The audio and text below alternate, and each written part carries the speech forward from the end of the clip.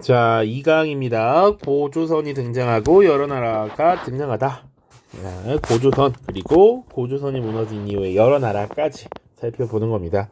자, 우리가 고조선은 이미 청동기 시대에 우리 역사상 최초의 국가라고 이미 이야기를 했습니다. 그 고조선은 어떠한 국가였는가, 그리고 여러 나라는 어떤 특징을 가졌는가 쭉 보면 돼요. 자, 우리 중학교 때 사실은 이미 잘 배웠지만 단군 신화, 단군 이야기라고 보통 이야기를 합니다. 이 단군 이야기를 간단하게 좀 그래도 살펴보는 것이 좋을 것 같아서 가지고 왔습니다. 자, 환웅이 천하에 자주 뜻을 두어 인간 세상을 구하고자 하다라고 써 있죠.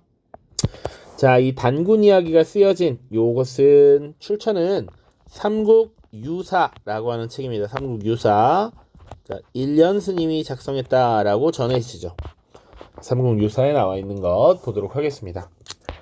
자, 옛날 기록에 이르기를 쭉쭉쭉 나와 있고요. 밑줄 친 부분을 보면, 자, 하느님의 아들 환웅이 하늘 아래 인간 세상에 자주 뜻을 두었다.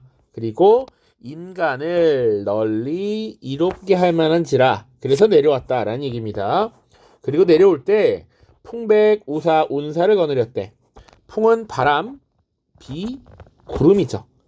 그리고 곡, 명, 병, 형, 선악 등 인간의 360여 가지를 주관하며 세상을 다스리고 교화하였다라고 되어 있습니다. 그래서 인간 세상을 지금 이롭게 하기 위해서 요런 신하들을 거느리고 내려와서 이런 일을 했다라는 얘기죠. 그리고 우리가 잘 아는 곰과 호랑이 이야기가 나옵니다. 곰과 호랑이가 사람이 되고 싶어요 라고 해서 뭐 37일, 뭐 21일 혹은 100일 뭐 이렇게 얘기를 하면서 빛을 보지 않으면 사람이 될 수 있다 라고 해서 곰이 지금 여자의 몸이 되었다 라고 되어 있죠. 그러나 호랑이는 참지 못해서 되지 못했다 라고 되어 있습니다. 자, 그리고 사람이 된 곰을 옥녀라고 불렀는데, 환웅과 옥녀가 이 결합을 통해서 단군 왕검을 낳았다라는 얘기죠. 그리고 뭐 평양성에 도읍하였다, 나라 이름을 조선이라 하였다, 이런 얘기입니다. 그러니까 고조선이라는 표현은 우리가 알고 있는 조선시대와 구분하기 위해서 고조선이라고 표현한 겁니다. 자, 한번 가볍게 읽어보시면 좋을 것 같아서 가져왔고요. 쭉 넘어가서 이제 구체적인 내용 보겠습니다. 자, 우리가 지금 단군 신화, 단군 이야기를 통해서 그러면 뭘 살펴볼 수 있었느냐? 우리의 조상, 고조선을 세운 인물은 단군왕검이고 그 단군왕검의 아버지가 결국은 하늘에서 온 환웅이었잖아.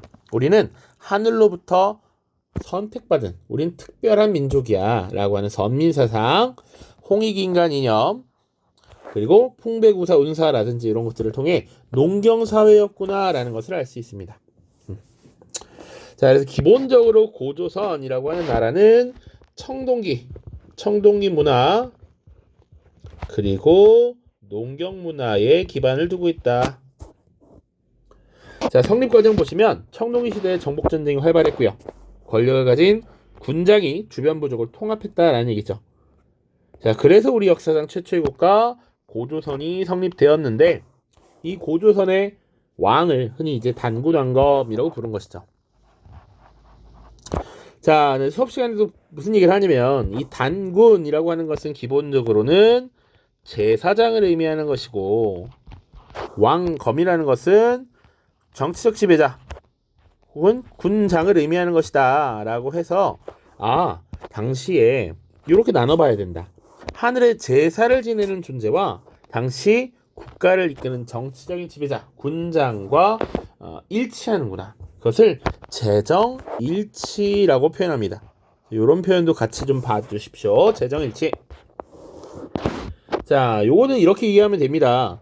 당시의 군장, 이제 정치적 지배자가 자신의 권위를 어떻게 확립할까? 물론 힘이 세니까 피지배자들을 억누르고 억압하면서 당연히 권위가 확립됐겠죠. 그리고 명분을 만들어야 될 거 아니야. 정당성. 나는 하늘의 뜻을 받들고 하늘의 뜻을 해석하는 사람이야. 그러니까 너희와 달라 라고 하는 겁니다. 그렇게 이해하시면 될 것 같아요. 자, 발전 과정 보시면 랴오닝 지방과 한반도 서북부 일대를 중심으로 발전했다라고 되어 있습니다. 그래서 여러분은 지도 교과서에도 있는데 같이 보시면 랴오닝이 여기 있는 랴오호강 주변을 의미합니다.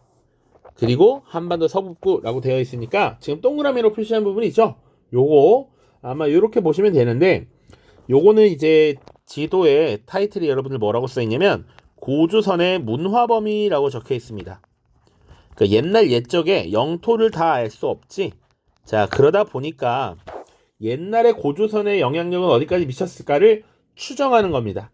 그런데 이 고조선에서 많이 활용했을 것으로 사용되는 도구, 그것이 우리가 이미 지난 시간에 다룬 비파형 동검, 그리고 지배자의 무덤으로 추정되는 탁자식 고인돌, 이런 것들이 발견되는데 이것이 중첩되는 지역이라는 거지. 그래서 보통 고조선의 문화범위라고 표현합니다. 뭐 옛날에는 뭐 미송리식 토기라는 것도 추가해서 봤는데 요새는 보통 그건 제외하고 살피고 있습니다. 자, 그래서 지금 요렇게 요 정도 범위에서 아마 영향력을 끼쳤을 것이다 라고 보고요. 그리고 당시에 중국은 어떤 상황이었냐? 중국은 춘추 전국시대라고 하는 분열기였습니다. 기원전 8세기부터 3세기까지. 그래서 특히 이 한반도 지역, 랴오닝 지역으로 넘어가는 이 지역에 연이라고 하는 나라가 있었어요. 자, 그래서 고조선의 세력이 강했을 때 이 중국의 연나라와 맞설 정도로 성장했다라고 되어 있죠. 그러다가 한번 기원전 3세기 초에 진계라고 하는 인물이 고조선을 침략하면서 당시의 영토를 대거 빼앗기는 위기를 맞이하기도 했습니다. 자, 그렇게 성장한 고구려가 된다. 고조선. 중국의 연나라와 상대할 정도야. 그러니까 어느 정도 국가의 규모도 커졌고 그 규모 큰 국가를 다스릴 수 있는 통치 조직도 만들어졌다라는 얘기죠. 그래서 고조선의 통치 조직과 관련된 부분을 봐야 되는데, 왕 아래에 상, 대부, 장군과 같은 관직을 두었다라고 하는 게 자주 물어보는 포인트이기도 합니다. 특히 그 중에서 상이라는 존재를 잘 봐야 돼.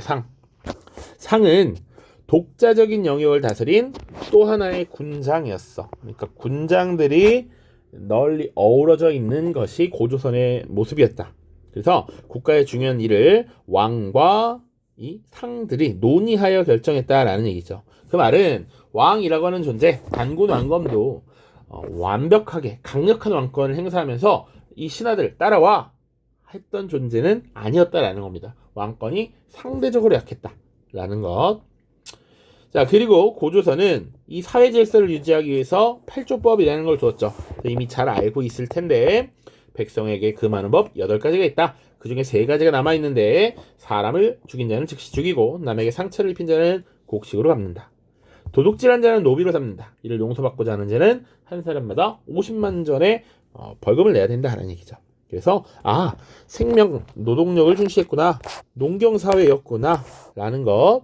그리고 노비라는 존재를 통해서 신분제 사회였구나. 그리고 50만 전이라는 표현을 통해서 화폐 사용했고 사유재산을 인정했구나 라는 것들을 알 수 있습니다. 자, 그래서 지금 고조선의 발전 과정을 쭉 보는데요. 조금 늦은 감이 있지만 우리 고조선 역사를 공부할 때 크게 두 시기로 구분을 해서 좀 살펴보는 경향이 있습니다. 자, 보통은 두 시기. 자, 고조선의 성립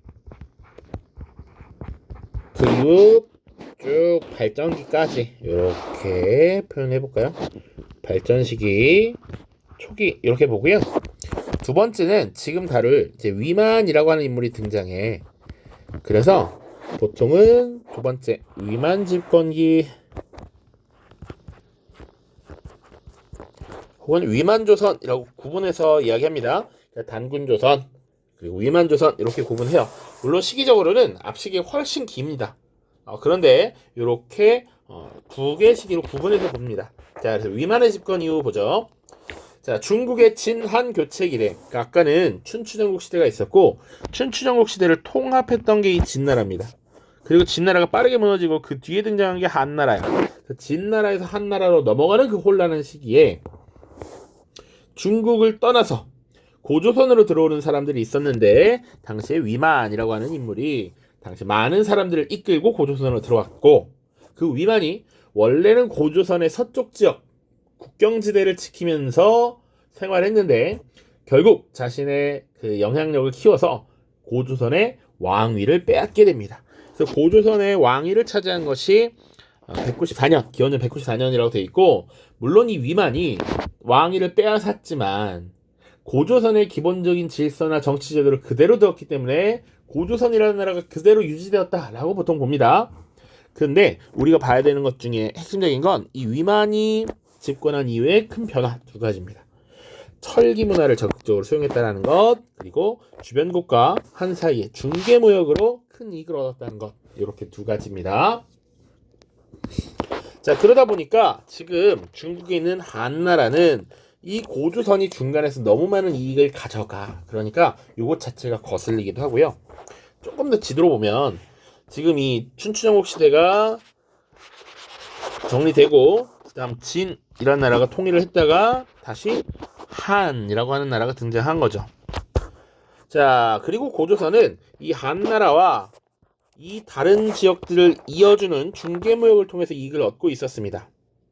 그런데 한나라 입장에서는 요거 자체도 킹받는 일인데, 또 문제는 뭐냐, 이 한나라의 북방 지역에 흉노라고 하는 이민족이 있었어요. 유목민족들이 이 자꾸 한나라를 괴롭히는 이런 모습들을 보여.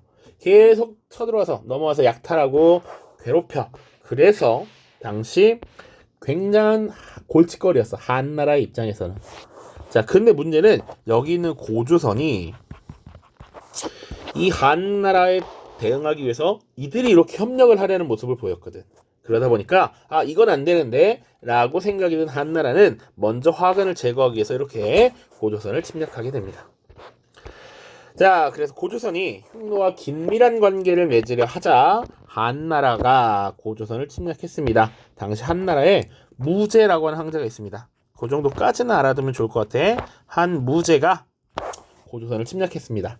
자, 1년 동안 열심히 버텼는데요. 지속된 전쟁 과정에서 이 지배층이 분열하기 시작합니다. 내부 분열로 결국은 고조선이 무너지게 되었다.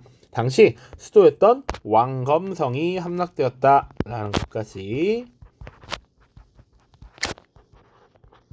그것이 기원전 108년의 일이고요. 한나라는 고조선을 무너뜨린 이후에 고조선과의 주변 지역에 낭랑을 비롯한 4개의 군현을 두고 통치했습니다. 그것을 한사군이라고 보통 이야기해요. 자, 그다음 수업 시간에는 이제 영상을 좀 봤는데 넘어가고요. 고조선이 무너진 이후에 등장한 여러 나라 보도록 하죠. 자, 이 지도 좀 잠깐 잘 보시면 좋을 것 같습니다. 그래서 고조선이 무너진 이후에 한나라가 여러 군현을 설치했다.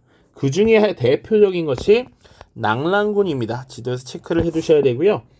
다른 군현은 이 한반도 지역에 등장한 여러 나라들에 의해서 결국 밀려나거나 사라지거나 하는데, 낭랑은 비교적 오래 남아서 한반도의 역사에 영향을 미치고 귀찮게 했다 정도로 생각을 하십시오. 자, 그래서 여러 나라의 성장 보시면 낭랑군은 중국의 지방 통치 조직이니까 중국 문물을 가져오는, 한반도 지역에 갖고 오는 창구이면서 또 한반도의 독자적인 정치 세력의 발전을 방해하는 존재이기도 했습니다. 그래서 보통 이 낭랑군에 저항하는 과정에서 여러 국가가 등장했다 정도로 인식하시면 될 것 같아요. 자, 그래서 지도를 다시 한번 보면 각 국의 위치 파악해 두십시오. 가장 북쪽, 오늘날 만주 지역의 부여, 그리고 압록강육의 고구려, 동해안 지역의 옥저와 동해, 그리고 마한, 변한, 진안, 이렇게 묶어서 보통 삼한이라고 얘기합니다. 자, 그래서 부여부터 보죠. 부여. 일찍부터 위치를 보면 알 수 있지. 중국 왕조와 교류하면서 중국의 문물을 받아들이면서 발전했다라는 얘기고요. 중요한 표현이 연맹체국가라는 표현입니다. 연맹체국가. 그럼 연맹체국가는 뭐냐를 봐야 되니까 잠깐 넘어가서 군장사회와 연맹체국가 이렇게 비교된 거 한번 볼게요. 자, 군장사회. 여러 군장들이 이렇게 병렬적으로 존재하면서 운영되었던 걸 군장사회라고 얘기합니다. 그러니까 고조선도 이런 형태다라고 보시면 되고요. 우리가 아직 다루지 않았지만 부여, 고구려의 초기 형태, 그리고 뭐 옥저, 동해, 삼한 이런 경우가 다 여기 해당한다라고 보시면 돼요. 그러니까 고조선 같은 경우도 이 중에 하나를 왕으로 뽑고 이 주변의 군장들이 상이라고 하는 역할을 수행했다라고 보면 돼요. 상이라는 관직을 얻었다. 이렇게 보시고요. 연맹 제국가는 뭐냐면 이제 조금 더 발전된 단계야. 공식적으로 이제 왕을 선출하죠. 연맹의 대표로서 왕을 선출해. 자, 그리고 이 군장들은 여전히 존재합니다. 보통 왕은 외교나 국방과 같은 것들에 대한 최종 결정권을 갖는 것이죠. 물론 중요한 논의를 할 때 중요한 것은 다 여기 있는 군장들과 논의를 해서 결정합니다. 자, 그래서 군장들 간의 회의, 보통 당시 군장은 무슨 가라고 부르는 경우가 많았거든. 그래서 그것을 제가회의라고 보통 이야기하고요. 조금 지나면 이제 군장들이 귀족화됩니다. 그래서 귀족회의 이런 것들을 개최하게 되죠. 근데 부여는 5부여 때 그러니까 왕도 한 명의 군장 중에 한 명입니다. 왕이 다스리는 영역을 포함해서 5개의 부, 군장이 다스리는 세력을 영역을 보통 부라고 불렀는데 기본적으로 5부가 연맹해 있는 단계였다라고 보시면 돼요. 그래서 왕 아래에 제가들이 독자적인 영역을 다스렸다라고 되어 있어요. 여기서 제가는 가가 군장을 의미하는 것이고 제는 여럿이라는 의미야. 그래서 여러 군장들이 독자적인 영역을 다스렸다. 그리고 사출도라고 하는 건 사실 그림은 안 나와 있는데 왕이 다스리는 영역이 있고 그리고 그 주변에 군장들이 다스리는 영역이 별개로 있는 겁니다. 그래서 예를 들면 군장도 마가가 다스리는 영역, 구가, 저가, 우가 이런 식으로 왕을 중심으로 해서 네 방향으로 이 영토를 다스리는 군장들이 있었다라고 해서 보통 사출도라고 표현합니다. 사출도 네 방향으로 독자적인 영역이 있었다. 자, 그런데 왕권이 아직 미약했기 때문에 흉년이 들면 그 책임을 들어서 왕을 교체하기도 했습니다. 여전히 왕권이 약했다라는 것 보시고요. 또 우리 교과서가 조금 빈약해서 내용을 더 가져왔는데 이런 풍습들이 있었습니다. 형사 취수혼이라는 게 있어. 노동력을 보존한다라는 의미로 봐야 됩니다. 형이 죽으면 형수와 결혼하는 제도입니다. 오늘날의 기준에서 이상하게 보일 수도 있지만 당시에 그러면 과부가 된 이 여성을 어떻게 할 것이냐? 데리고 살아야 되잖아. 이 사람이 떠나면 남편 집에서도 노동력의 손실이야. 다시 돌아갈 수 없어. 그러니까 동생과 결혼을 하도록 한 것이죠. 노동력을 보존하기 위한 방법이다. 순장이라고 하는 제도, 지배층을 뭐랄까요? 조금 더 우대하는, 존중하는 이런 것이죠. 지배자가 죽으면 그를 따르는 노비라든지 혹은 사용했던 물건 이런 것들을 같이 묻어주는 것입니다. 자, 그리고 하늘에 제사를 지내는 이런 제천 행사를 많이 열었습니다. 각국의 제천 행사 기억해두면 좋은데 영고라고 하는 제천 행사를 벌였죠. 12월에 영고입니다. 자, 고구려 보시죠. 고구려도 비슷합니다. 부여에서 내려온 주몽이 압록강유역의 토착 집단과 연합했대. 그래서 고구려의 위치 한번 보시고요. 그리고 수도 졸본이라고 하는 도시 보십시오. 그리고 역시 고구려도 연맹체 국가였습니다. 왕은 5부의 여러 가와 함께 제가회의를 통해서 국가의 중대사를 결정했대요. 그래서 5부의 대표적인 것 중에 하나가 게루부라는 것이 있습니다. 자, 그래서 고구려에서는 이 조금 시간이 지나면 게루부에서만 왕을 선출하도록 하는 이렇게 변화도 나타납니다. 예시입니다. 자, 형사취수제 마찬가지고요. 서옥제라고 하는 제도를 운영했대. 일종의 대릴사위제입니다. 그러니까 남자와 여자가 결혼하면 보통 여자가 남자 집으로 가는데 그럼 여자 집이 노동력을 손해를 입는 거야. 그래서 남자가 초기에 결혼 초기 여자 집에 가서 일도 도와주고 노동력을 보존해주고 몇 년간 살아. 그래서 아이도 낳고 아이가 어느 정도 크면 이제 다시 데리고 오는 겁니다. 제천에서 다 동맹이 있었고요. 동맹. 자, 옥저동에 보시면 왕이 없고 읍군, 삼로라고 하는 군장들이 다스렸다라는 얘기가 있습니다. 그리고 고구려에 주로 조공을 많이 했습니다. 한 군양과 고구려 압력을 받아서 크게 성장하지 못했다. 자, 옥저에서는 민며느리제라고 하는 것이 있어. 어린 나이에 며느리를 시집 보내는 거야. 결혼을 약속해서 미리 보내는 거야. 왜 그랬느냐? 고구려에 약탈이 있었기 때문이에요. 그래서 고구려가 어린 여성들을 공녀로 바치도록 했는데 그것을 막기 위해서 미리 결혼을 시켰다라고 생각하시면 좋고요. 동해에는 부족 사회의 전통을 잘 보여주는 이런 풍습들이 있는데 다른 부족의 영역을 침범하면 소와 말 같은 걸로 변상하는 책화라는 것, 그리고 다른 부족과 결혼한 족외혼, 제천행사, 무천 같은 것들이 있습니다. 자, 마지막 3안 보시죠. 고조선 멸망 이후에 남쪽으로 쭉 내려온 유민 집단, 그리고 원래 살던 토착 세력이 결합하면서 마한 진안 변환의 사만이 형성되었다. 자, 이런 마한 진안 변환도 아까 군장 사회 봤죠? 여러 군장들이 있었단 말이야. 마한은 그래서 54개의 소국과 54명의 군장이 있었던 거. 진한은 12개, 변한도 12개의 군장이 있었다라고 전해지죠. 숫자가 중요한 건 아닙니다만 그만큼 많은 군장들이 느슨하게 힘을 같이 하고 있었던 것이고, 그 중에서 마한 지역의 목지국이 가장 강력해서 리더 역할을 했다 정도 보시면 돼요. 자, 그리고 또 하나의 특징은 재정 분리 사회였다라는 얘기입니다. 신지, 읍차와 같은 군장이 통치를 했고요. 그리고 여긴 특이하게 제사장이 따로 있어 그 제사장을 천군이라고 불렀습니다. 천군이 제사를 주관했다. 그리고 이 천군이 다스리는 신성한 영역 소도라고 하는 것이 있었다 정도 보십시오. 자, 그리고 이 사만은 한반도 남부 지역에 있잖아. 농경이 발달했는데 그래서 씨를 뿌리고 나서 제사를 지내는 5월달에 수린날 혹은 뭐 얘기하고요. 10월달에 수확을 전후해서 계절제라고 하는 제천 행사를 벌였다라고 전해져 있습니다. 자, 관련해서 자료만 빨리 보고 마무리를 하죠. 자, 부여와 관련된 자료입니다. 부여는 기본적으로 가져야 될 특징이 연맹체 국가였다라는 거. 연맹체 국가로 발전했다. 자, 그래서 자료 보시면 나라에는 왕이 있다. 모두 가축 이름으로 관직명을 정해서 마가, 우가, 저가, 구가 등이 있다. 이들이 군장을 표현하는 관직입니다. 군장들을 부르는 관직. 그래서 이들을 묶어서 제가라고 해. 제가들은 별도로 자신들의 영역, 통치 영역을 갖고 있어. 그것을 사출도라고 합니다.